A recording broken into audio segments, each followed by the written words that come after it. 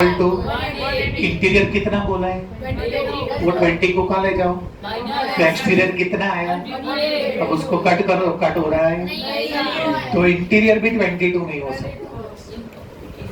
It is not possible.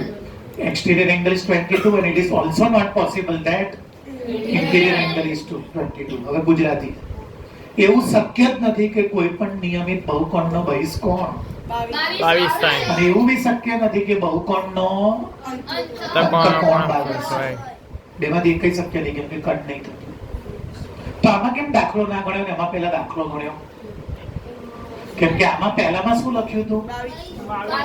Exterior, એટલે direct ચાલુ કરી દેવાનું. અને બીજામાં એક્સટીરિયર નહીં લખ્યું, તો મેં તો હમણાં ગુપ્તાના માધ્યમથી કહી દીધું કે જ્યારે બી ઇન્ટિરિયર આવે તો તમારે પહેલા एक्सटीरियर लावू पड़े પહેલા. બોલો સમજ્યા કે ના સમજ્યા?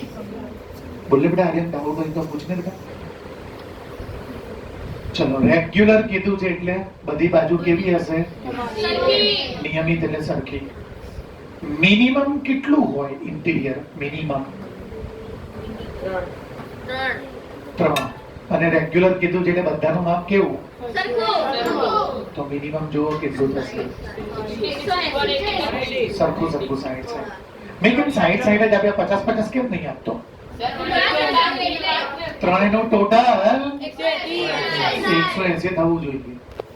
તો મિનિમમ ઇન્ટિરિયર એંગલ કેટલો હશે? Minimum interior angle 60. અને હવે શું કે છે? Maximum exterior. એટલે અહીંયા ધ્યાન, મેં હમણાં જ શીખવાડ્યું કે ઇન્ટિરિયર ઉપરથી આપણને એક્સટીરિયર શું મળી જાય? બોલો, અંતઃકોણ વત્તા બહિષ્કોણ બરાબર 180. આ કેટલું છે? બોલો 60. આ ખબર નથી. બહિષ્કોણના બહિષ્કોણ 180 120. આ બહારનું 120 હશે. આ મેક્સિમમ 120 હોય, મિનિમમ 60. કોણે કીધું રેગ્યુલર? અંદર લખ્યું છે. રેગ્યુલર એટલે કેવા લેવા પડે?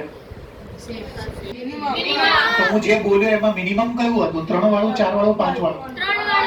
એટલે મેં 3 વાળું લીધું. મિનિમમ એટલે ખબર છે ને? સૌથી ના. અને જો આ 60 હોય તો આ કેટલું થાય? કેમ કે બેનું ટોટલ તો 180 થાય. બરાબર? ચલો બોલો.